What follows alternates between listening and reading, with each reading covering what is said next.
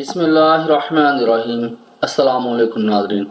تمام تعریفیں اللہ تعالیٰ کی پاک ذات کے لیے جو تمام جانوں کی خالق مالک اور پروردگار ہے، اور لاکھوں کروڑوں اربوں خربوں درود اور سلام اللہ تعالیٰ کے آخری نبی اور رسول حضرت محمد مصطفیٰ احمد مجتبیٰ صلی اللہ تعالیٰ علیہ وآلہ وسلم پر۔ ناظرین، آج کی ویڈیو میں ہم لوگ بات کریں گے ایک اہم سوال پر، کیا دانت توڑنا ایک قابل ضمانت جرم ہے یا ناقابل ضمانت جرم؟ ناظرین، ہمارے معاشرے میں اکثر لڑائی جھگڑے یا مار پیٹ کے دوران دانتوں کو نقصان پہنچنے کی صورتحال پیش آتی ہے۔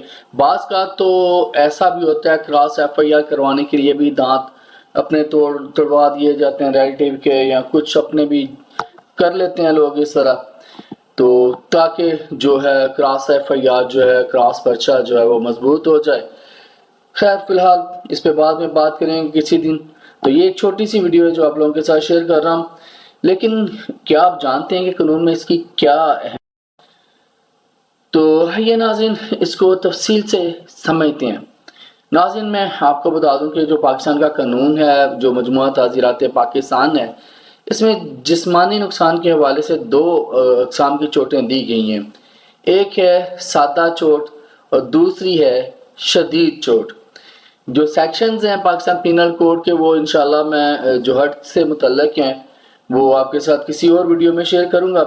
تو سادہ چوٹ کو ڈسکس کر لیں، کیونکہ میں مختصر سی ویڈیو بنانا چاہ رہا ہوں تاکہ آپ کو ایک اچھی انفارمیشن مل جائے۔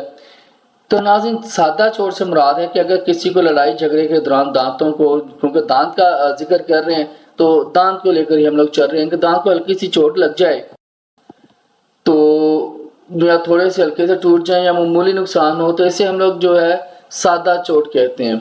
سادہ چوٹ جو ہوتی ہے یہ ایک ضمانتی جرم ہوتا ہے، یعنی ملزم کو جو ہے وہ ضمانت پر رہا کیا جا سکتا ہے۔ جو شدید چوٹ ہے جس کو ہم لوگ اب ڈسکس کر لیں، لیکن اگر دانتوں کو جو شدید نقصان پہنچایا جائے، مثلا دانت مکمل طور پر توڑ دیا جائے یا اس سے چہرے کی شکل بگڑ جائے، تو یہ شدید چوٹ کے زمرے میں جو ہے آ سکتا ہے۔ شدید چوٹ کو قانون میں ناقابل ضمانت جرم جو ہے وہ سمجھا جاتا ہے، یعنی ملزم کو ضمانت پر رہا کرنا مشکل ہوتا ہے۔ اس میں ضمانت مل جاتی ہے، عدالت سے ملتی ہے، لیکن ذرا مشکل سے ملتی ہے۔ تو ناظرین، یہ فرق بہت اہم ہے۔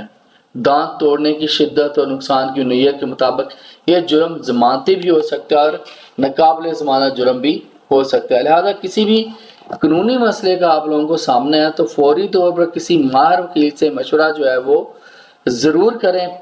تو میں نے کہا تھا یہ ایک چھوٹی سی ویڈیو، تو آج کی یہ ویڈیو جو ہے بس اتنا ہی اس ویڈیو میں۔ تو اگر آپ کو یہ معلومات مفید لگیں تو ویڈیو کو لائک کریں، چینل کو سبسکرائب کریں، اور مزید قانونی معلومات کے لیے ہمارے ساتھ جڑے رہیں، کمنٹس کریں۔ انشاءاللہ وقت ملتا ہے، تھوڑا سا ٹائم نکال لیتے ہیں، ویڈیو بھی بنا رہے ہیں، تو آپ کو جو ہے آپ کے کمنٹس کا جواب ملتا رہے گا۔ تو آج کے لیے اتنا ہی، اللہ حافظ۔